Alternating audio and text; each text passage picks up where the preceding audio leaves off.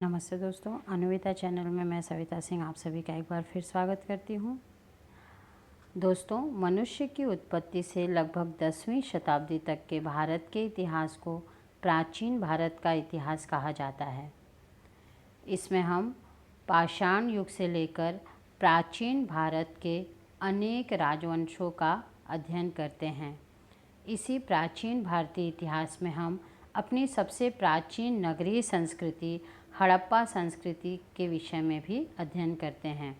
इस हड़प्पा संस्कृति से ही भारतीय संस्कृति की नींव रखी गई और इसी संस्कृति के अध्ययन में हम यह भी पढ़ते हैं कि हड़प्पा जैसी प्राचीन संस्कृति के काल से ही भारत का व्यापार विश्व के कई देशों के साथ चलता आया है। उस समय से 10वीं शताब्दी तक भारत का विश्व के अन्य देशों के साथ कैसे व्यापार चलता था, किस मार्ग से चलता था, किन वस्तुओं का व्यापार चलता था और भारत का विश्व के साथ व्यापारिक संबंध कैसे थे, ये सभी जानकारियाँ आज हम अपने इस वीडियो में देखने वाले हैं। तो चलिए हम अपने टॉपिक की शुरुआत करते हैं।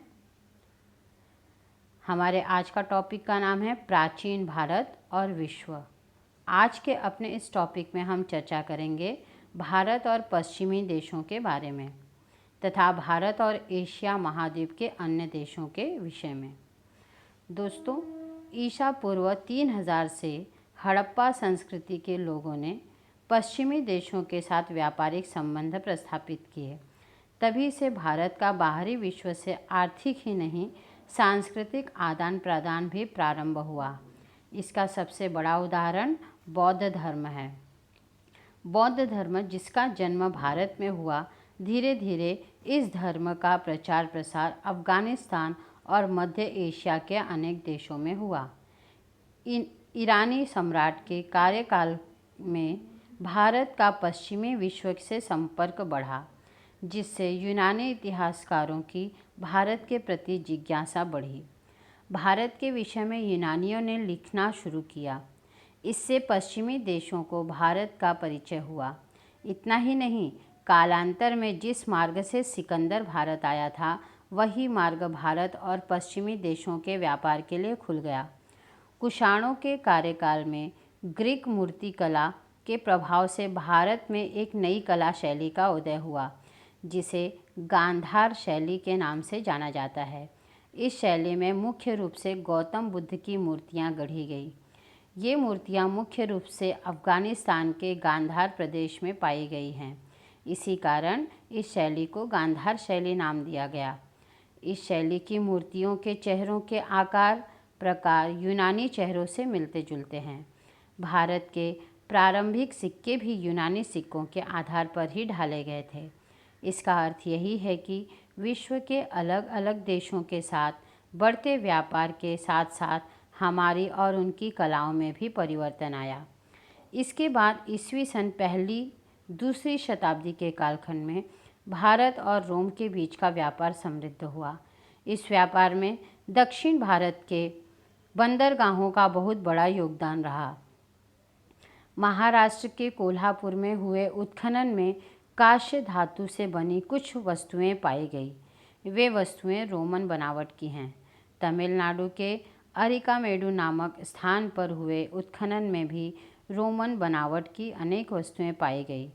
ये दोनों स्थान भारत और रोम के बीच महत्वपूर्ण व्यापारिक केंद्र थे। तत्कालीन साहित्यों में भी ऐसे अनेक व्यापारिक केंद्रों का उल्लेख मिलता है।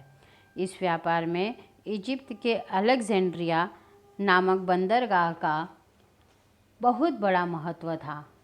अरब के व्यापारी भारतीय माल को अलेक्जेंड्रिया तक ले जाते थे और वहाँ से वह माल यूरोप के देशों में भेजा जाता था।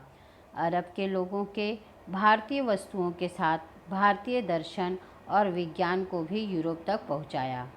इसका सबसे बड़ा उदाहरण गणित का शून्य है। गणित के शून्य की संकल्पना भारत का विश्व को दिया हुआ एक वरदान है। अरब के लोगों ने इस संकल्पना का परिचय पश्चिमी यूरोप को कराया। यूनान और अरब ही नहीं, एशिया के अनेक देशों पर भी प्राचीन भारतीय संस्कृति का विशेष रूप से प्रभाव पड़ा। बौद्ध धर्म के प्रचार प्रसार हेतु सम्राट अशोक ने अपने बेटे महेंद्र और बेटी संघमित्रा को श्रीलंका भेजा था। इसका उल्लेख श्रीलंका के बौद्ध ग्रंथ महावंश में मिलता है।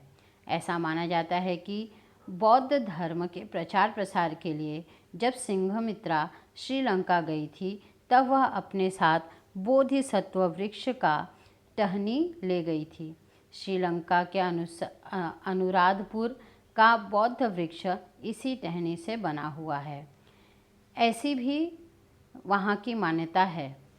प्राचीन समय में श्रीलंका के मोती तथा अन्य मूल्यवान वस्तुओं की भारत में बड़ी मांग थी। श्रीलंका के सिगिरिया नामक स्थान पर ईसा 5वीं शताब्दी में कश्यप राजा ने गुफाएं खुदवाई थी। इन गुफाओं में भित्ति चित्रों की शैली अजिंठा की चित्र शैली के साथ साम्य दर्शाती है। श्रीलंका के महावंश और दीपवंश ग्रंथ भारत और श्रीलंका के बीच के पारस्परिक संबंधों की जानकारी देते हैं। ये ग्रंथ पाली भाषा में लिखे गए हैं। जिस प्रकार भारत का उसके दक्षिणी हिस्से के देश श्रीलंका के साथ व्यापारिक संबंध थे, उसी प्रकार भारत का उसके उत्तरी भाग के देश चीन के साथ भी व्यापारिक संबंध बने थे और यह व्यापार आज भी शुरू है।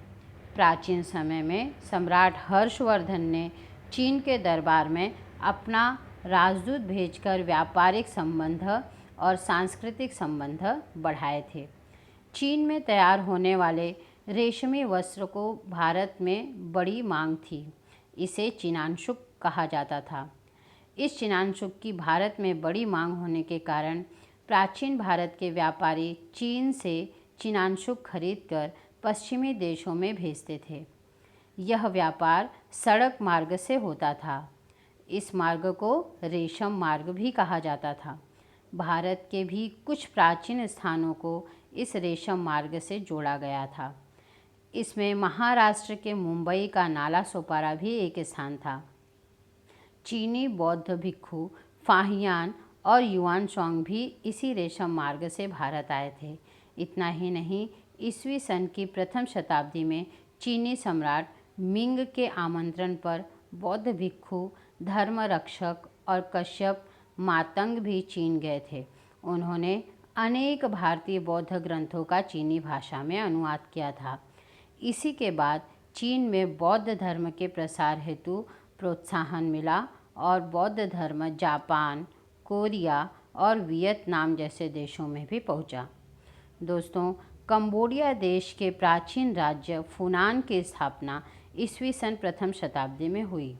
चीन परंपरा के अनुसार फुनान की स्थापना कौंडिन्य नामक भारतीय ने की थी। यही कारण था कि फुनान के निवासियों को संस्कृत भाषा का भी ज्ञान था। उस कालखंड का उकेरा हुआ एक शिलालेख भी प्राप्त हुआ है, जिस पर संस्कृत में लिखा है, भारत ही नहीं, विश्व के साथ व्यापार के कारण दक्षिण पूर्व एशिया के अन्य देशों में भी भारतीय वंश के लोगों के छोटे छोटे राज्य उदित हुए थे। इन राज्यों के कारण भी भारतीय संस्कृति का प्रचार प्रसार दक्षिण पूर्व एशिया में होता रहा। यही कारण है कि दक्षिण पूर्व एशिया की कला और उसके सांस्कृतिक जीवन पर भारतीय संस्कृति का प्रभाव आज भी दिखाई देता है। इंडोनेशिया में आज भी रामायण और महाभारत की कथाओं पर आधारित नृत्य एवं नाट्य लोकप्रिय हैं। प्राचीन समय में बौद्ध धर्म म्यांमार, थाईलैंड, इंडोनेशिया आदि देशों में पहुंच गया और कालांतर में शिव और विष्णु के मंदिरों का भी निर्माण हुआ। दोस्तों, प्राचीन काल से ही विश्व के साथ बढ़ते व्यापार ने हमें विदेशी परंपरा से अवगत कराया और हमने उसे अपनी संस्कृति और परंपरा से, पर आज कहीं न कहीं हम अपनी परंपराएं भूलते जा रहे हैं, प्राचीन साहित्यों को भूलते जा रहे हैं। पर हमें यह समझना होगा कि भारतीय संस्कृति और परंपरा हमारे जीवन में अमृत का कार्य करती हैं। इसलिए इसे एक विरासत की तरह हमें सहेज कर रखना है और आने वाली पीढ़ी को देना है। तो दोस्तों, हमारा आज का विषय यहीं पर समाप्त होता है। यदि आपको हमारे इस वीडियो से थोड़ी सी भी जानकारी प्राप्त हुई हो तो हमारे इस वीडियो को ज़रूर लाइक करें, अपने दोस्तों के साथ शेयर करें और हमारे चैनल को सब्सक्राइब करना ना भूलें। मिलते हैं नए वीडियो में एक नए विषय के साथ। तब तक के लिए धन्यवाद।